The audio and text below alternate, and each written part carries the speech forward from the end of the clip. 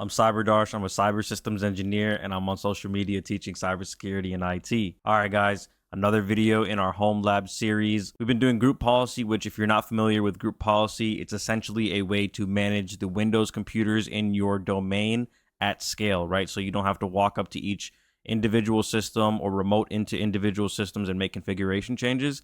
You can make those configuration changes in group policy, and then those configuration changes will be pushed out to multiple systems in your domain. All right, so we've already gotten a default domain policy here. In previous videos, we configured that, and then we took our time to do the logon banner. If you haven't watched those videos, guys, go back and look at that. So today, we're going to talk about audit and monitoring, all right?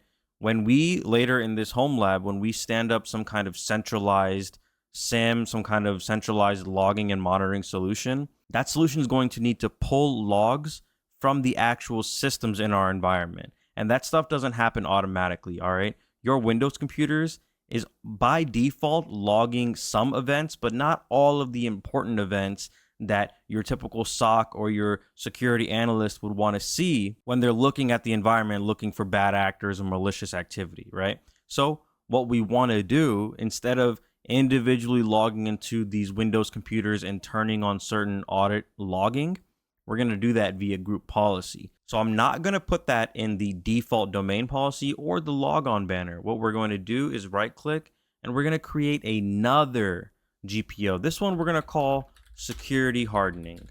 And so we have the newly created security hardening GPO right here.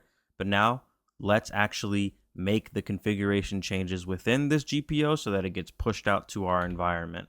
And how we do that, we're going to right click just like before. We're going to right click and we're going to click on edit. And what that's going to do is pop open our actual group policy management editor. And so let's go find the actual settings that we need, right? So we're going to go under computer configuration. We're going to go to policies. We're going to go to Windows settings. We're going to go to security settings. And under security settings, you'll see that we have local policies here. And then under local policies, you're going to see audit policy. We're not going to go there, right? Because everything under audit policy, while these are the types of logs that we're actually going to want, these are a little more broad. They're going to turn on logging and monitoring for events that we might not want. It's going to create a lot of storage. It's going to create a lot of noise in the environment. We only want to granularly turn on the events that we're going to actually care about, right? So instead of going